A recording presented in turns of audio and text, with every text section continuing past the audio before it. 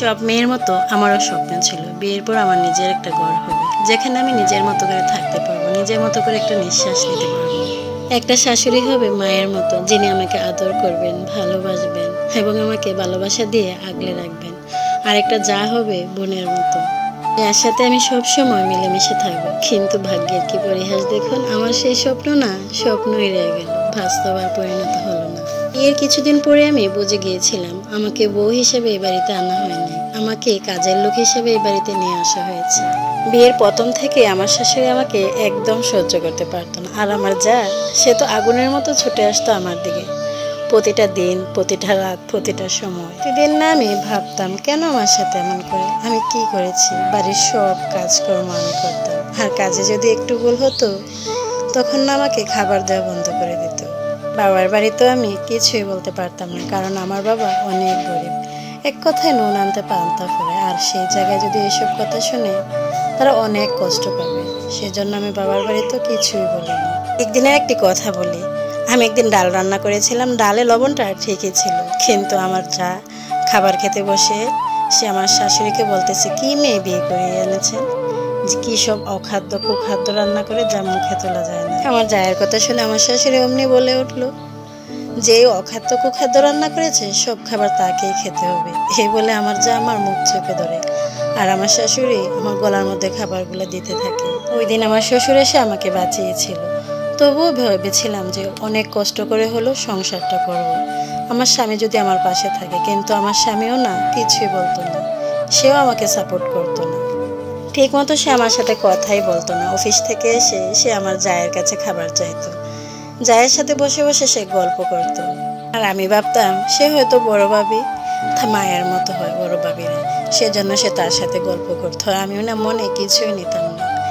বিয়ের পর থেকে আমি যখন কাজ শেষ করে রাতে বিছানায় ঘুমাতে আসতাম, এসে ঘুমিয়ে যেতাম, বুঝতেই পারতাম না কেন আমার সাথে এমন হয়। আমি যখন আমার স্বামীর সাথে কথাগুলো শেয়ার করতাম, সে বলতো, সারাদিন তো অনেক কাজ করো, সেজন্য ক্লান্ত থাকো, ঘুমিয়ে যাও। একদিন রাতে আমি হঠাৎ করে সজাগ হয়ে গেলাম। আমি ঘুম থেকে সজাগ হয়ে দেখি আমার পাশে আমার স্বামী নেই।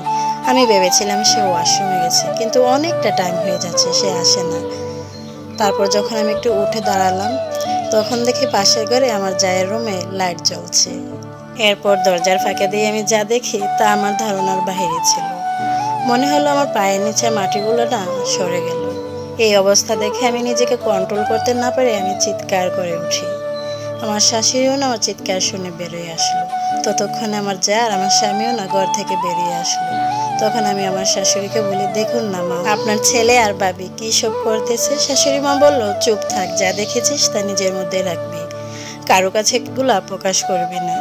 তো তার কথা শুনে আমি বুঝতে পারলাম সে সব কিছু আগে থেকেই জানতো। তখন আমি বললাম, আমি সালিশ ডাকবো, আপনারা আমার সাথে প্রতারণা করলেন। আমার যা হাসতে হাসতে বলল, নিজের পায়ে নিজে কোড়াল মারিস না। আমার যা আমাকে বলল, আমিও সালিশে বলবো, তুই তোর রুমে ছেলে নিয়ে রাখিস। আমি এই কথা শুনে কাঁদতে থাকলাম আর কাঁদতেই থাকলাম। তখন আমি তাদেরকে বললাম, আমার জীবনটা কেন এভাবে নষ্ট করলেন, আমার জীবনটা নষ্ট না করলেও পারতেন। আমার ভাসুর বিদেশ থাকে, স্বামীর সাথে আমার জায়ের অবৈধ সম্পর্ক অনেক বছর আগে থেকে। লোকের মুখ বন্ধ করানোর জন্য তারা আমাকে বিয়ে করে এনেছে। আমি আরও জানতে পারি তারা প্রতিনিয়ত আমাকে খাবারের সাথে ঘুমের ওষুধ খাওয়াইতো, সেজন্য আমি রাতে এভাবে ঘুমিয়ে থাকতাম আর আমার ঘুম ভাঙতো সকালে। এই কথাগুলো আমি জানতে পারার পরও না আমি একটা প্রতিবাদ করি নাই। আপু জানো, আমি এখনও না এই সংসারে পড়ে আছি। সব জেনে শোনো আমি জীবন্ত লাশের মতো হয়ে এখানে পড়ে আছি, শুধুমাত্র বাবা মার মান সম্মানের দিকে তাকিয়ে। কারণ আমার বাবা মাকে আমি কি জবাব দিব, আমার বাবা মা তো কারো কাছে মুখ দেখাতে পারবে না।